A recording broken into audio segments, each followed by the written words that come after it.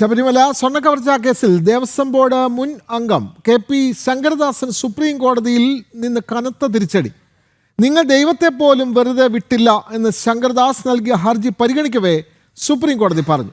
ബോർഡിൻ്റെ മിനിറ്റ്സിൽ ഒപ്പിട്ട ശങ്കരദാസിന് ഉത്തരവാദിത്വത്തിൽ നിന്ന് ഒഴിവാകാനാകില്ല എന്നും സുപ്രീം കോടതി ചൂണ്ടിക്കാട്ടി. ശബരിമല സ്വർണ്ണക്കവർച്ചയിൽ തനിക്കെതിരെയുള്ള ഹൈക്കോടതി പരാമർശം നീക്കണമെന്നാവശ്യപ്പെട്ട് അദ്ദേഹം നൽകിയ ഹർജി സുപ്രീം കോടതി തള്ളി. ഹൈക്കോടതി സിംഗിൾ ബെഞ്ച് വിധിയിലെ 5 പാരഗ്രാഫ് നീക്കം ചെയ്യണമെന്നാവശ്യപ്പെട്ടാണ് ദേവസ്വം ബോർഡ് മുൻ അംഗം ശങ്കരദാസ് സുപ്രീം കോടതിയെ സമീപിച്ചത്. എന്നാൽ നിങ്ങൾ ദൈവത്തെ പോലും വെറുതെ വിടില്ല എന്ന് തിരുവിതാംകൂർ ദേവസ്വം ബോർഡ് മുൻ അംഗം KP ശങ്കരദാസ് നൽകിയ ഹർജി പരിഗണിക്കവേ സുപ്രീം കോടതി പറഞ്ഞു. ബോർഡിന്റെ മിനിറ്റ്സിൽ ഒപ്പിട്ട ശങ്കരദാസിന് ഉത്തരവാദിത്തത്തിൽ നിന്ന് ഒഴിയാനാകില്ലെന്നും സുപ്രീം കോടതി ചൂണ്ടിക്കാട്ടി. ഹൈക്കോടതി സിംഗിൾ ബെഞ്ച് വിധിയിലെ 5 പാരഗ്രാഫ് നീക്കം ചെയ്യണമെന്ന ആവശ്യത്തിൽ ഇടപെടാനും സുപ്രീം കോടതി വിസമ്മതിച്ചു. ജസ്റ്റിസുമാരായ ദീപാങ്കർ ദത്ത, SC ശർമ്മ എന്നിവരടങ്ങിയ ബെഞ്ചാണ് ഹർജി പരിഗണിച്ചത്. ഹൈക്കോടതി സിംഗിൾ ബെഞ്ച് ഉത്തരവിലെ പരാമർശം നീക്കുന്നതിന് ശങ്കരദാസിന് ഹൈക്കോടതിയെ സമീപിക്കാമെന്ന് സുപ്രീം കോടതി വ്യക്തമാക്കി.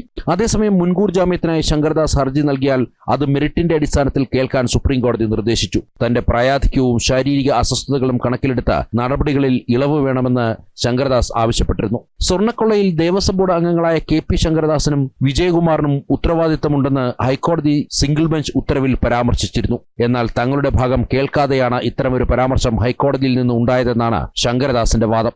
ജനം, ഡൽഹി.